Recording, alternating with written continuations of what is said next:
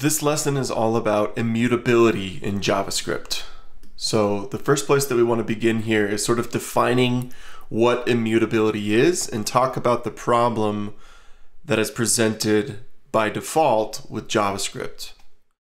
And it all ties into, of course, the concept that we've been talking about this week, which is Redux.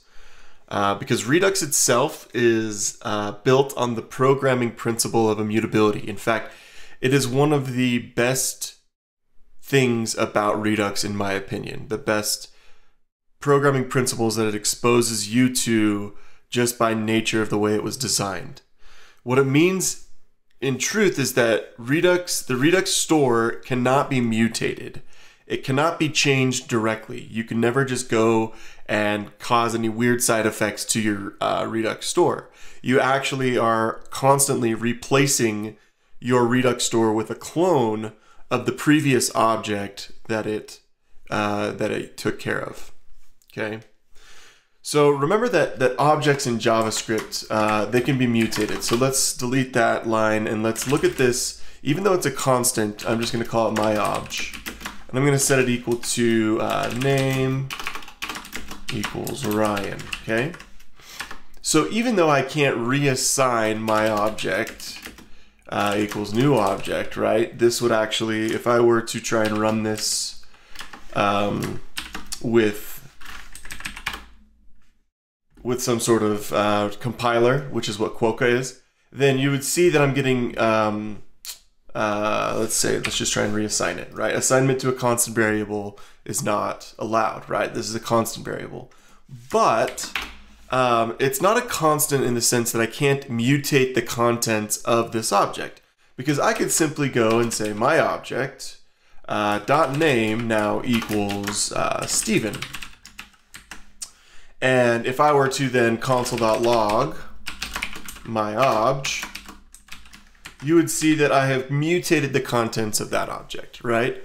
Now, this isn't a huge deal unless you get into some object curation and you don't understand some core fundamental principles about JavaScript, okay?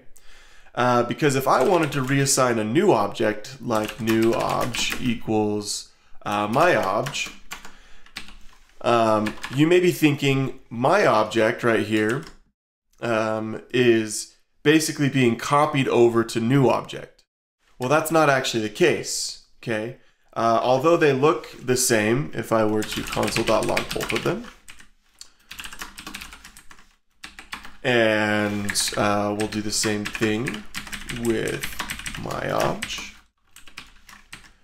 Okay, if I modify one, the other gets modified as well. So for example, if I take new object and reassign it the name of Gilroy, you can see that both of them down here get modified, right? Both the original my object and the one that we may have thought was a clone. It's not a clone, right? So the idea is that with immutability, you can kind of get around this principle that when you're creating objects and you're trying to copy the contents of that object, you can actually get yourself into trouble if you don't understand the fundamental principle of pointers in JavaScript and references to other objects, okay? Now, there are some tools built into the language that help us get around these ideas, which we're gonna go into in the next video, okay? But there's a few things that I wanted to talk about first that expose us to the reasons why immutability are a good idea. And the first reason is the idea of having a predictable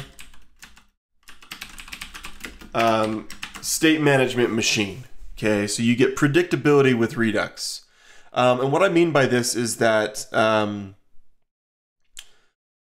when we mutate objects, it kind of hides changes, right? The mutations hide the changes that happen, which this is when we can create what's known as side effects. So predictability adds the ability to, say, do away with side effects. Remember, side effects are bad, and side effects are unintended consequences of your program, of your code.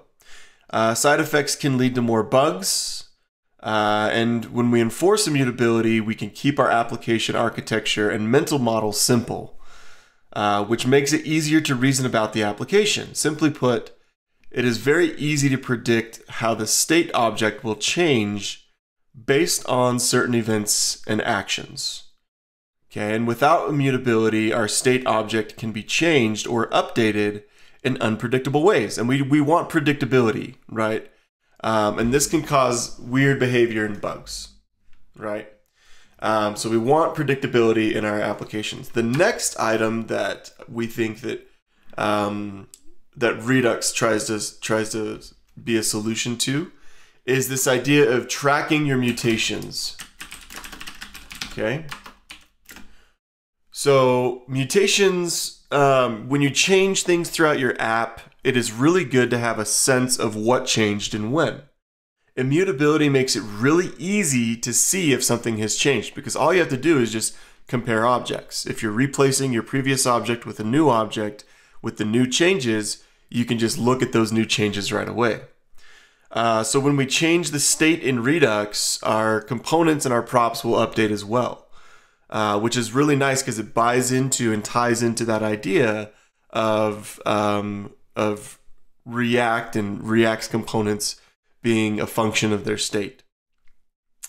We can also check our previous props against our new props to know what change has occurred, of course, and know how to handle those changes. So based on our changes, we can update our view accordingly.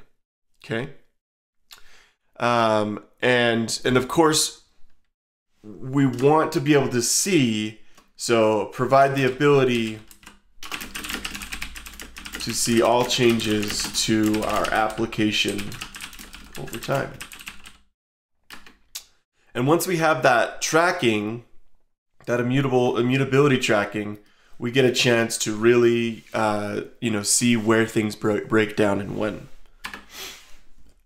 And then lastly, the idea that immutability is not built into JavaScript has actually kind of gone away because there are ways to achieve it with just native built-in tools. Okay, and then of course, the main principle that we're talking about is Redux. So Redux and immutability go hand in hand.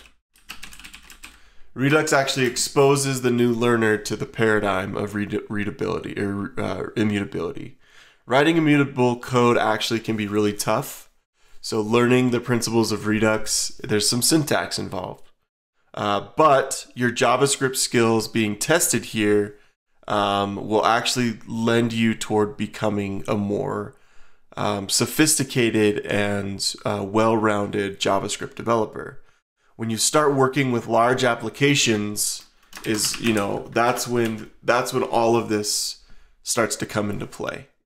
So when your application scales, when your team scales that's working on the applications, that's when you want to really consider how you're going to manage your state, and you're going to need a little bit more opinions that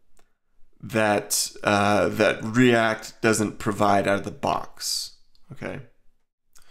So I just want you to keep these principles in mind as we move into our next lesson on how to achieve immutability in JavaScript. We've gone from kind of learning a little bit about what the problem is and that we can create side effects in our objects. And now we're going to shift into how we can solve that problem.